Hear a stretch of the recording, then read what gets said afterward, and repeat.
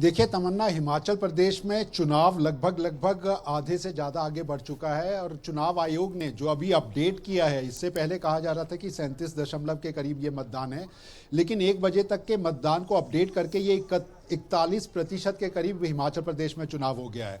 और वो बड़े नाम मैं आपको जल्दी से गिना दूं जिन्होंने मतदान आज किया है। राष्ट्रीय अध्यक्ष जगत प्रकाश नड्डा, मुख्यमंत्री जयराम ठाकुर, मुकेश अग्निहोत्री कांग्रेस के, सुखविंदर सिंह सुक्खू, सुरेश भारद्वाज शिमला से, आनंद शर्मा कांग्रेस के एक बड़े चेहरा रहे हैं। ये तमाम वो बड़े दिग्गज चेहरे रहे हैं जिन्होंने अपना मतदान हिमाचल में किया है।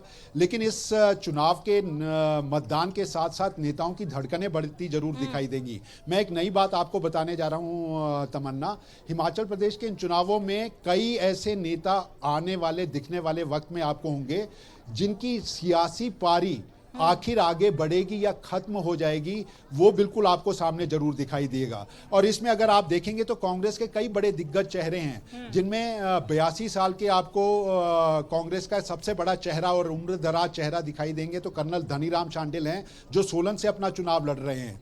और 70 से ऊपर की उम्र के कई नेता हैं, कौल सिंह ठाकुर हो गए। यहाँ दिग्गज नेताओं में चंद्र कुमार की बात की जाए तो उनका चेहरा आपको यहाँ पर दिखाई देगा। तो ये तमाम चेहरों के लिए ये चुनाव जीतना और चुनाव जीतने के बाद अगर चुनाव नहीं जीतते हैं तो उनके सियासी पारी का अंत आपको यहाँ पर दिखाई देगा।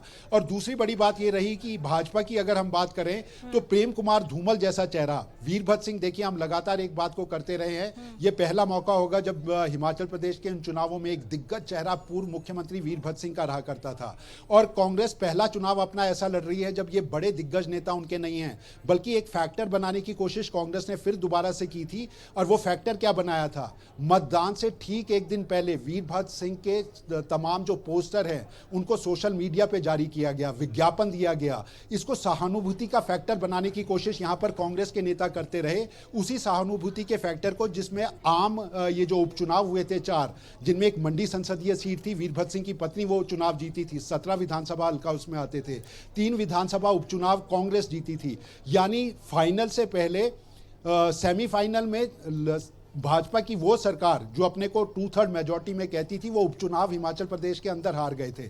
ऐसी स्थिति में अगर आप देखेंगे तो वीरभद्र सिंह के सहानुभूति कार्ड को खेलते हुए आपको नजर आए। हम लगातार इससे पहले बात करते रहे हैं कि ये चुनाव कई मायनों में बड़ा माना जा सकता है, क्योंकि ये पहली बार हिमाचल में देखा गया होगा कि प्रधानमंत्री नरेंद्र मोदी, केंद्र के मंत्री, या हिमाचल प्रदेश के अंदर प्रियंका गांधी को आपने चुनाव में उतरते देखा, चुनाव प्रचार करते देखा। 4-4 रैलियां प्रियंका गांधी और नरेंद्र मोदी की यहां पर हुई। लेकिन फर्क कहां पड़ा? फर्क पड़ा राहुल गांधी क्यों नहीं आए, फर्क कहां पड़ा सोनिया गांधी क्यों नहीं आया। इसको सवाल बनाया भाजपा के नेताओं ने। रविशंकर प्रसाद, आपको याद होगा, पत्रकार सम्मेलन उन्होंने यहां किया था और उन्होंने कहा इस छोटे से पर्वतीय राज्य को तवज्जो नहीं देती है कांग्रेस। और भाजपा के लिए एक दूसरा सवाल उन्होंने बड़ा खड़ा किया कि ये डबल इंजन की सरकार, भरोसे की सरकार का चुनाव होने जा रहा है और जनता को उस भरोसे के साथ अगर विकास को आगे बढ़ाना है तो डबल इंजन की सरकार ना केवल हिमाचल प्रदेश में बल्कि इससे पहले जो 5 राज्यों के चुनाव हुए हैं, उत्तर प्रदेश का चुनाव हुआ, उत्तराखंड का चुनाव हुआ, आसाम के चुनाव की वो लगातार बात करती रही है। तो इनमें एक भरोसे के चुनाव को बनाने की कोशिश की गई। हाँ, इतना जरूर है, मतदान जिस तरीके से तेजी से आगे बढ़ रहा है, ये धुकधुकी हिमाचल प्रदेश के कई कांग्रेस और भाजपा के नेताओं के लिए जरूर बनाए हुए है। और हिमाचल प्रदेश के चुनाव में सबसे बड़ा एक फैक्टर बनकर जो उभरा है, आम आदमी के लिए जो एक बड़ा मुद्दा यहां पर बनता दिखाई दिया, महंगाई, बेरोजगारी। हमने तमाम ऐसे मुद्दे देखे, हमने वो जनता से जुड़े हुए पानी और सड़क के मुद्दे तक की बात हमने आज यहां सुनी।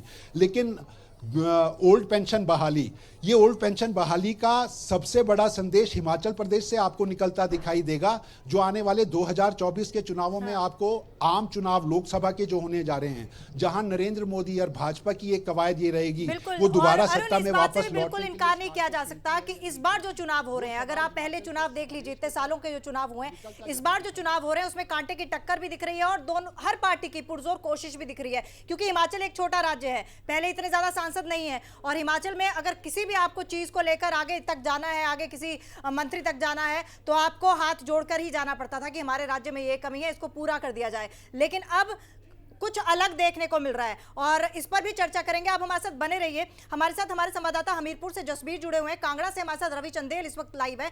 कांगड़ा का रुख करते हैं क्योंकि कांगड़ा और मंडी दो निर्णायक जिले हैं जो हिमाचल की किस्मत कहीं ना कहीं तय करते हैं। रुख हम कांगड़ा का करेंगे जहां पर हमारे सहयोगी रवि चंदेल जुड़े हुए हैं। रवि, आपके पीछे तो मुझे कुछ ज्यादा नजर नहीं आ रहा, ज्यादा मतदान हो नहीं रहा क्या वहां पे, या स्लो है अभी?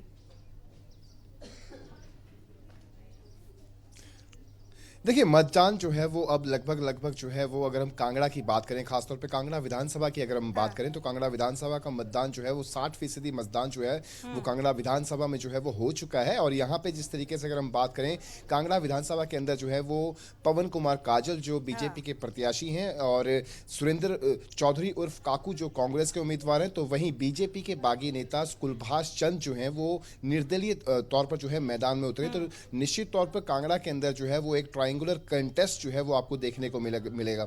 और इस कॉन्टेस्ट के अंदर जो है, अगर हम बात करें कि किसका पलड़ा भारी है, क्या कुछ समीकरण बनते बिगड़ते हुए नजर आ रहे हैं, तो मौजूदा समय के अंदर जिस तरीके से अगर हम कुलभाष चंद की बात करें, तो कुलभाष चंद जो है वो बीजेपी से बागी नेता, तो कहीं ना कहीं बीजेपी को जो है वो वोट की चोट जो है वो देते हुए नजर आएंगे। लेकिन अगर हम पवन कुमार काजल की बात करें, तो पवन कुमार काजल जो है वो कांग्रेस के जो है वो मौजूदा सिटिंग एमएलए रहे थे। उसके बाद उन्होंने कांग्रेस से इस्तीफा देकर जो है वो बीजेपी ज्वाइन करी और अब बीजेपी से टिकट के ऊपर जो है वो चुनाव लड़ रहे हैं। तो ऐसी स्थिति के अंदर देखना काफी दिलचस्प रहेगा कि कांगड़ा विधानसभा की जनता जो है वो अपना वो कीमती वोट जो है वो किस उम्मीदवार के फेवर में जो है वो डालती है। लेकिन फिलहाल की स्थिति जिस तरीके से मैं आपको दिखाना चाहूंगा, हालांकि यहाँ पे बहुत हद तक मतदान जो है वो हो चुका है यहाँ पर, और अभी भी लगभग 3 बजे के करीब जो है कुछ एक कतारें आप देख रहे हो कि यहाँ पे कतारें जो है वो लगी हुई हैं। लेकिन जिस संख्या में जो वोट्स होने चाहिए थे, वोटर्स को टर्नआउट होना चाहिए था, वो अगर हम बात करें रूरल एरिया में, तो वहाँ पे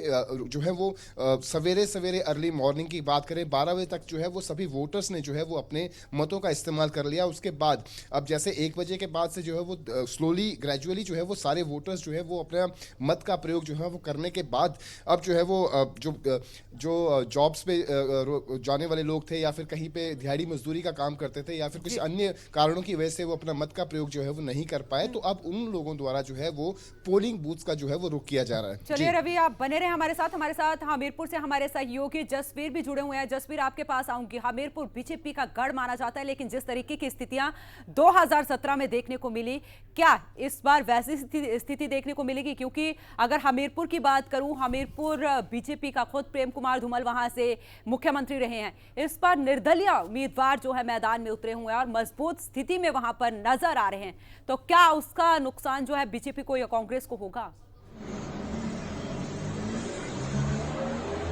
जी बिल्कुल, आपने सही कहा, क्योंकि इस बार जो समीकरण हमीरपुर में पूरी तरह से बदले हुए हैं और भाजपा कांग्रेस के अलावा जो निर्दलीय यहाँ पे प्रत्याशी है, उसने चुनावों से पहले ही जो बड़ी बड़ी रैलियां की और उसका एक समाज सेवा में भी एक अलग मुकाम बनाया है। तो उसकी वजह से जो समाज सेवी का एक रुतबा है, उसकी जो अपनी एक पैठ है, जो दोनों पार्टियों को काफी प्रभावित करती आई है। और ये भी टिकट के लिए भी उन्होंने दावेदारी की थी, पहले भाजपा फिर कांग्रेस। हालांकि कांग्रेस ने टिकट का आश्वासन दिया था, लेकिन बाद में वो मुकर गई और उन्होंने जो नामांकन भरा था वो भी एक कांग्रेस और एक आजाद प्रत्याशी के तौर पे भरा था। लेकिन बाद में कांग्रेस द्वारा टिकट नहीं दी जाने पर उन्होंने आजाद उम्मीदवार ही मैदान में उतरे हैं।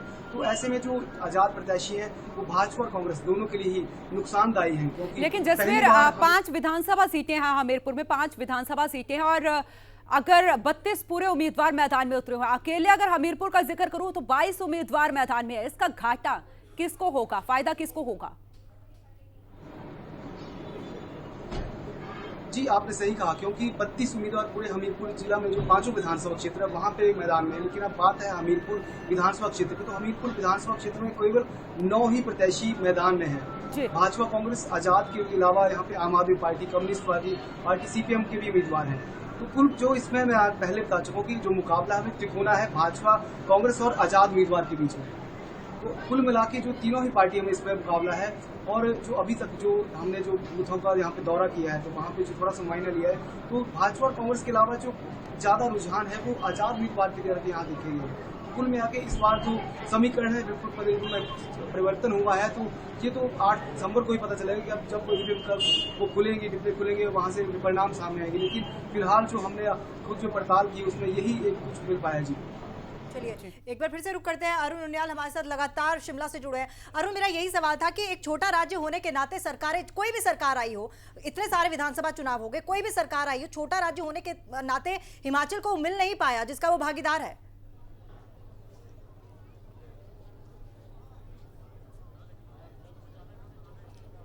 देखिए, ऐसा नहीं है। अगर आप हिमाचल प्रदेश को देखेंगे तो आज भी देश के अंदर एक ऐसा छोटा पर्वतीय राज्य है, लेकिन विकास के पायदान पर ये आपको काफी ऊपर खड़ा दिखाई देगा। चाहे यहाँ आप शिक्षा की बात करें, स्वास्थ्य सेवाओं की बात करें, तो एक बड़ा इसका जो संकेत हिमाचल प्रदेश जैसे छोटे पर्वतीय राज्य में मिलता है, तो अग्रणी राज्य में हिमाचल को समझा जाता है। और उसको लगातार ये जो बार बार कहा जाता है कि सरकार एक कॉन्टिन्यूटी के अंदर होती है, चाहे वो कांग्रेस की रही हो, भाजपा की रही हो, और लंबे अरसे तक यहाँ पर हिमाचल प्रदेश में कांग्रेस ने राज किया है।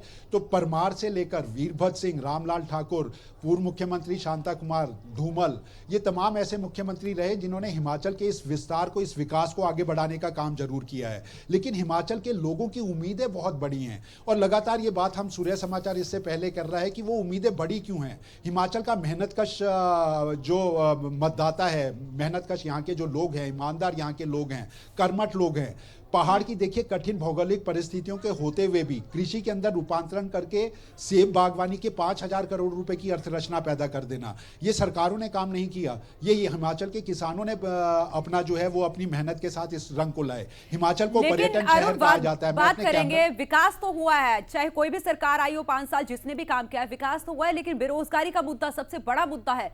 बागवानों की बात करें, 18 से 20 सीटें ऐसी हैं जहां पर सेब के बागवान रहते हैं, वो वाला मुद्दा सबसे बड़ा है, क्योंकि जिस तरीके से जीएसटी बढ़ाया गया था उसको लेकर बागवान नाराज नजर आए थे।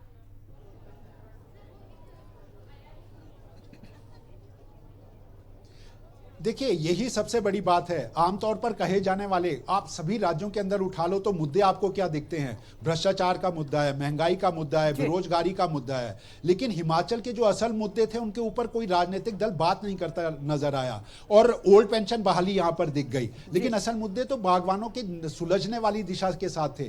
कोरोना का संकट आप याद करिए, कोरोना के संकट में तस्वीर क्या थी? यहां पर जितना पर्यटन व्यवसायी है, पर्यटन व्यवसायी की एक लंबी चेन है, चाहे उसमें होटलियर्स हैं, चाहे उसमें ढाबा चलाने वाले हैं, चाहे टैक्सी ऑपरेटर्स हैं, चाहे वो प्राइवेट गाड़ियां चलाने वाले लोग हैं। उन तमाम लोगों की एक बात जरूर सामने आती रही कि उनका अर्थतंत्र टूट गया, पैसा बिजनेस का जो है वो मर गया। हमारे इससे पहले यहाँ पर कई इस तरह के लोग हमारे को व्यवसाय से जुड़े मिले रहे कि कर्मचारियों की बात की जाती है, बागवानों की बात की जाती है, लेकिन इन व्यवसायियों की बात क्यों नहीं की जाती? एक बड़ा सवाल ये बना था। और टूरिज्म सेक्टर के अंदर मैं वही फर्क आपको एक बहुत बड़ा दिखाना चाहता था। देखिए, चलिए अरुण, एक मिनट आपको यहीं पर रोकना चाहेंगे, आपका ये जवाब जो है पूरा लेंगे, लेकिन फिलहाल एक बड़ी खबर आ रही है। बीजेपी उम्मीदवार विक्रम सिंह ठाकुर ने अपना वोट डाल दिया। जसवां परागपुर से उम्मीदवार हैं विक्रम सिंह ठाकुर, और अपना वोट जो है उन्होंने डाल दिया है, अपने मत का प्रयोग किया बीजेपी उम्मीदवार विक्रम सिंह ठाकुर ने, और जसवां परागपुर से उम्मीदवार है विक्रम सिंह ठाकुर। अरुण, मैं आपके पास आती हूं, क्योंकि जसवां परागपुर की अगर हम बात करें तो ये वही सीट है जहां पर बाई इलेक्शन में कांग्रेस ने विजय हासिल की थी। तो क्या इस बार वहां पर बीजेपी जीत पाएगी?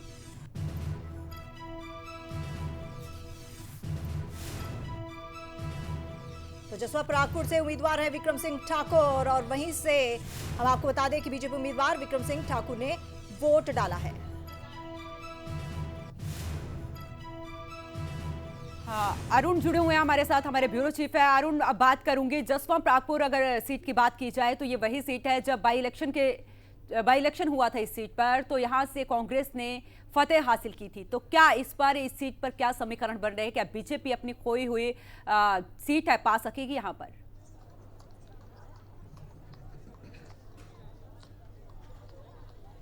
देखिए, पहले मैं आपको करेक्ट कर दूं, जसवा परागपुर से नहीं, ये फतेहपुर की सीट थी।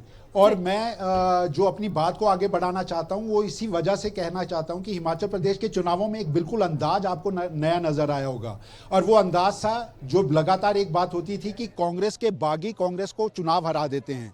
लेकिन ये पहली बार हिमाचल के अंदर ऐसा हुआ कि 27 के करीब बागी नेता जो थे वो हिमाचल प्रदेश में भाजपा के खड़े हुए।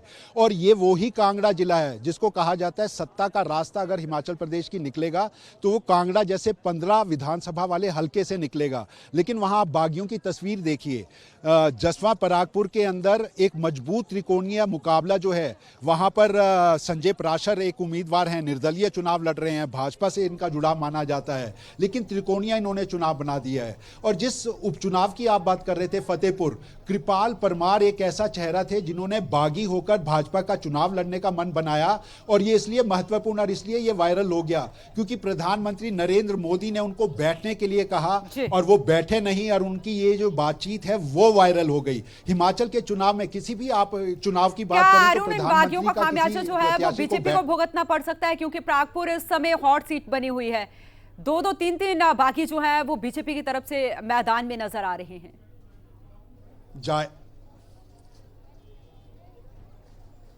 जाहिर तौर पर अगर आप ये सवाल किसी से भी करेंगे तो ये बिल्कुल कोई भी कह सकता है कि बागियों का फर्क किसी भी राजनीतिक दल को जिसके बागी होंगे उसके खिलाफ उसका मत जाता जरूर दिखाई देगा। और ये परेशानी भाजपा झेल रही है। कांगड़ा जिले के आपने ये जो दो नाम जसवां परागपुर और ये कही वो ही नहीं है, कुल्लू जिला इससे बिल्कुल जूझता नजर आ रहा है। ठियोग जैसी सीट पर 8 कंटेस्टेंट चुनाव लड़ रहे हैं, जिसमें 3 निर्दलीय बागी कांग्रेस और भाजपा के नजर आते हैं। कंटेस्ट जो है इन निर्दलियों के बीच में आपको दिखाई दे रहा है। तो ये तमाम चीजें आपको दिखाई देंगी, लेकिन बागी फैक्टर कांग्रेस और भाजपा दोनों राजनीतिक दलों की सांसें फुलाकर बैठा है। और चुनावी नतीजे जो होंगे वो कहीं ना कहीं, यहां देखिए 2 राजनीतिक दल माने जाते हैं, कांग्रेस और भाजपा के भीतर सीधा मुकाबला जरूर कहा जाता है।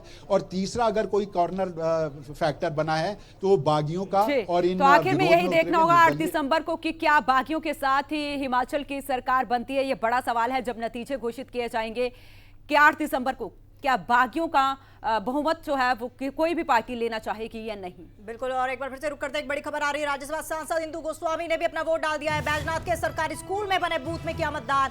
बूथ नंबर 82 में इंदु गोस्वामी ने डाला वोट। कांग्रेस उम्मीदवार किशोरी लाल ने भी बूथ में पहुंचे और उन्होंने भी अपने मत का प्रयोग किया। हम आपको बता दें कि सांसद इंदु गोस्वामी से मुलाकात की उन्होंने, तो बैजनाथ के सरकारी स्कूल में वोट डाला। बूथ नंबर 82 में इंदु गोस्वामी ने अपना मत का प्रयोग किया। राज्यसभा सांसद इंदु गोस्वामी ने वोट डाला, बैजनाथ के सरकारी स्कूल में बने बूथ में अपना मतदान किया। बूथ नंबर 82 में इंदु गोस्वामी ने अपना वोट डाला है। कांग्रेस उम्मीदवार किशोरी लाल ने भी बूथ पहुंचे और सांसद इंदु गोस्वामी से उन्होंने मुलाकात की। तो देवभूमि के दंगल में आप देख रहे हैं एक अपडेट सूर्य समाचार पर। तो पल पल की अपडेट हम आप तक पहुंचा रहे हैं। तस्वीरें में आप देख रहे हैं कि किस तरीके की तस्वीरें जो है हर बूथ से इसी तरीके की तस्वीरें सामने आ रही है और खासा उत्साह महिलाओं में नजर आ रहा है। अपने मत का इस्तेमाल करती हुई महिलाएं नजर आ रही हैं और 5 साल के लिए अपने क्षेत्र से उम्मीदवार को जिता के विधानसभा भेजेगी। तो सांसद इंदु गोस्वामी से मुलाकात की और किशोरी लाल वहां पर बूथ पर पहुंचे। बैजनाथ, जहां पर कुछ ही दिन पहले सचिन पायलट पहुंचे थे और सचिन पायलट को देखने के लिए भारी हुजूम बैजनाथ में उमड़ा था। और सचिन पायलट के आने से एक दिन पहले राजनाथ सिंह भी वहां पर रैली करने पहुंचे, लोगों को संबोधित करने पहुंचे।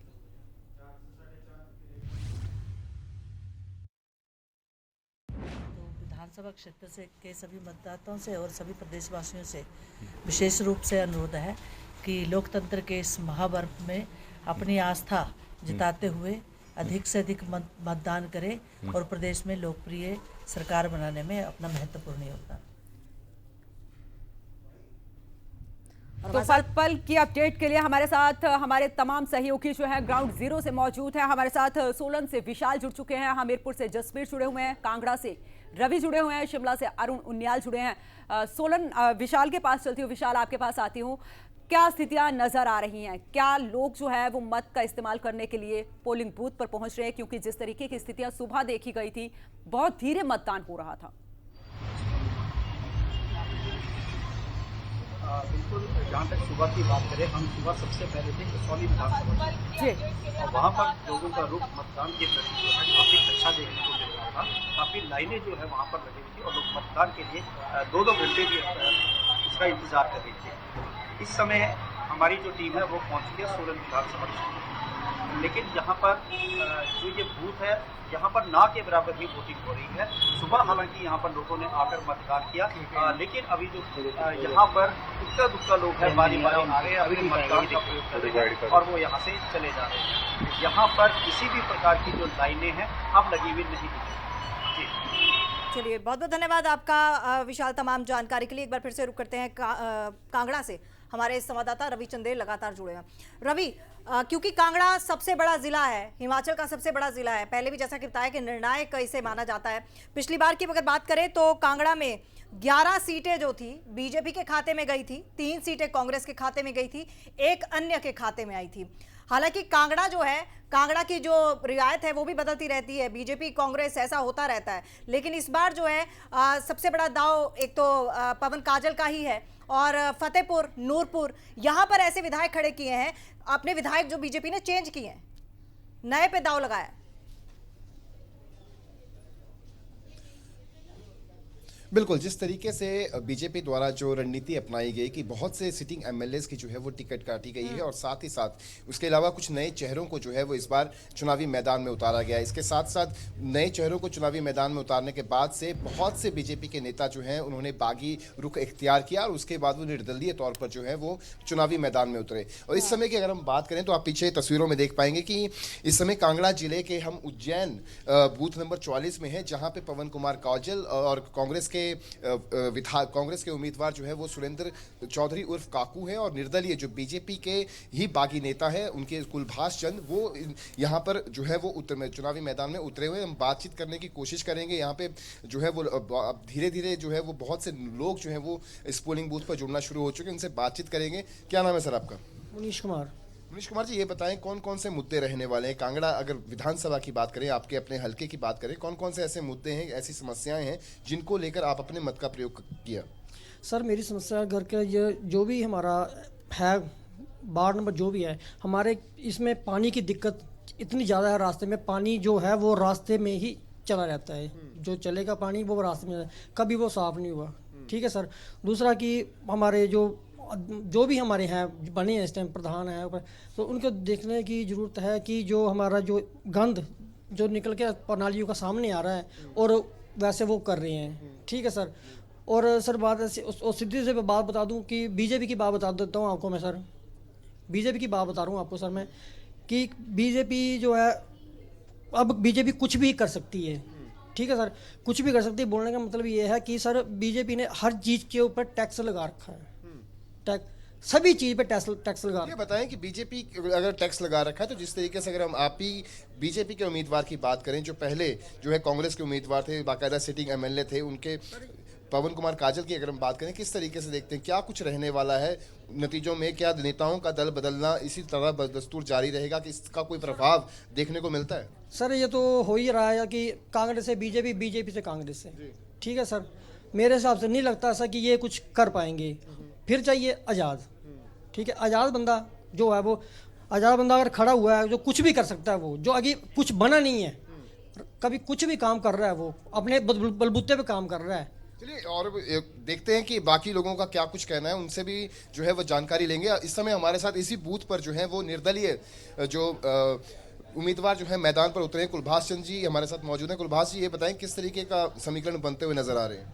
समीकरण तो जैसे जैसे मैं जिन बूथों पे गया हूँ, लोगों में अभी आप देखो ना कि यहाँ पे पहली बार जो है वो खोड़ी में एक बूथ है, वहाँ पे 88% जो पोलिंग हुई है और हर बूथ के ऊपर 75% पोलिंग हुई है। तो लोगों के दिमाग में एक बात है कि बदलाव है।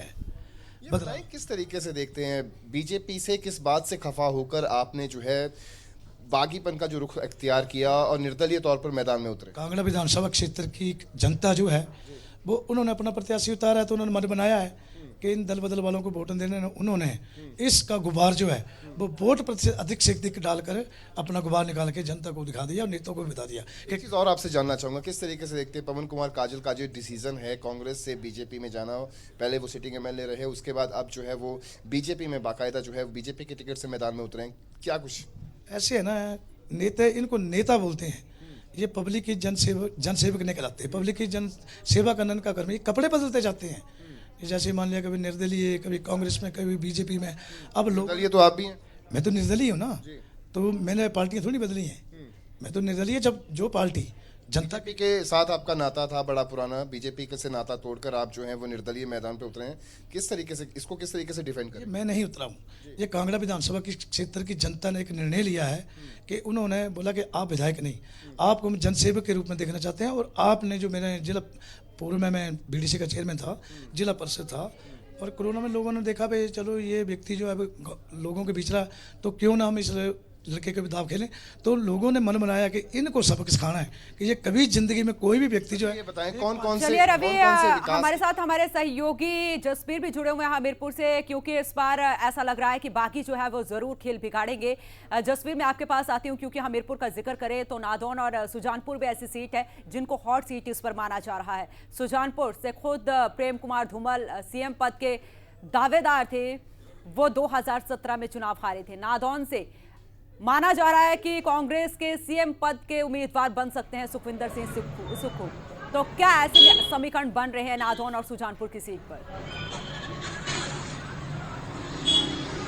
जी, आपको बताऊं कि सुजानपुर में आपने जो ऐसे बताया कि 2017 में जी, जो कि सीएम के उम्मीदवार थे धूमल, वो उसमें चुनाव हार गए थे। इस बार जो सुजानपुर से उन्होंने खुद निर्णय लिया कि मैं चुनाव मैदान में नहीं रहेंगे और उन्हें अपना कैंडिडेट, क्योंकि captain retired captain Jagjit Singh Rana उनको मैदान में उतारा है। वहीं दूसरी तरफ से राजेंद्र राणा जो कि वर्तमान में वहाँ पे विधायक था और इस बार फिर से वो कांग्रेस की प्रत्याशी है। तो ऐसे में जो अगर जो चुनावी समीकरण की बात की जाए तो उनका मुकाबला कांग्रेस और भाजपा के बीच में है, लेकिन जो जिस तरह से जो विधायक रहते राजेंद्र राणा ने वहाँ पे काम किए हैं, लोगों को उन्हें सुविधाएं दी हैं, तो ऐसे में चलते जो पलड़ा है वहाँ पे तो इस बार भी कांग्रेस की तरफ देखा जा रहा है। और हालांकि बीच में जैसे प्रधानमंत्री मोदी की रैली हुई अभी 5 दिन पहले सुजानपुर में रैली यहाँ पे आयोजित की गई, वहाँ पे प्रधानमंत्री नरेंद्र मोदी ने भी वहाँ पे पूर्व सैनिक होने के नाते पूर्व सैनिकों को आह्वान किया था कि वो अपने जो एक पूर्व सैनिक है, जो पूर्व सैनिक कैप्टन रंजीत सिंह राणा है, उनको वो अपने पक्ष में वोट डालें, उन्हें आह्वान किया था। लेकिन बावजूद इसके आपको बताएं कि जो सुजानपुर में जो परिस्थितियां हैं वो कांग्रेस के पक्ष में ज्यादा है, क्योंकि जिस हिसाब से राजेंद्र राणा ने पिछले कुछ सालों से वहाँ पे काम किए हैं, उसके एवज में जो जनता है उनका रुझान जसबीर, क्योंकि देखा गया था सुजानपुर में खुद प्रधानमंत्री नरेंद्र मोदी पहुंचे थे, बड़ी रैली की थी, तो क्या उसका फर्क नजर आएगा? क्या बीजेपी के पक्ष में वोट पड़ेंगे वहां पर? जी, आपको मैं बताना चाहूंगा कि जो सुजानपुर में प्रधानमंत्री नरेंद्र मोदी की रैली आयोजित हुई थी, उसमें जो रैली के माध्यम से जो भाजपा ने एक संदेश देना चाहा था कि इस बार फिर से जो एक रिवाज बदलने की कवायद जो भाजपा कह रही है, प्रदेश में रिवाज बदलना होगा, तो प्रधानमंत्री मोदी के ने भी आह्वान किया था। लेकिन इस आह्वान में वहाँ पे काफी संख्या में तकरीबन 25 से 30 हजार लोग वहाँ पे पहुंचे थे, कार्यकर्ता थे, लोग थे। लेकिन आह्वान के माध्यम से जो संदेश दिया था लोगों ने वहाँ पे संदेश सुना था। लेकिन मैं आपको ये फिर से बताना चाहूँगी, जो मुकाबला भाजपा और कांग्रेस में है, लेकिन जो यहाँ पे रैली हुई है इसके माध्यम से संदेश तो लोगों को मिला है। लेकिन लोग जो त्रस्त हुए हैं, जो महंगाई है, बेरोजगारी है और एक ओपीएस का जो मुद्दा है, इन सब मुद्दों को लेकर जो वहाँ पे स्थानीय मुद्दे भी हैं, क्योंकि वहाँ पे जो विकास होना था वो नहीं हो सका है। जो सुजानपुर में कांग्रेस का विधायक था, सरकार भाजपा की थी, ऐसे में जो कांग्रेस का विधायक का ये कहना रहता था कि कुछ भी सरकार की सुविधाएं यहाँ पे नहीं दी गई, जिससे जनता वहाँ पे वैसे भी त्रस्त हो चुकी थी। तो ऐसे में जनता ने जो भी अपने मन में था वो आज मतदान किया है और जिसका नतीजा जो 8 सितंबर को देखने को मिलेगा। जी, चलिए, आप बने रहिए हमारे साथ। हमारे तमाम सहयोगी हमारे साथ लगातार बने हुए हैं। रवि चंदेल कांगड़ा से, शिमला से अरुण नियाल हमारे साथ हैं और हमीरपुर से भी हमारे सहयोगी जसबीर हमारे साथ हैं।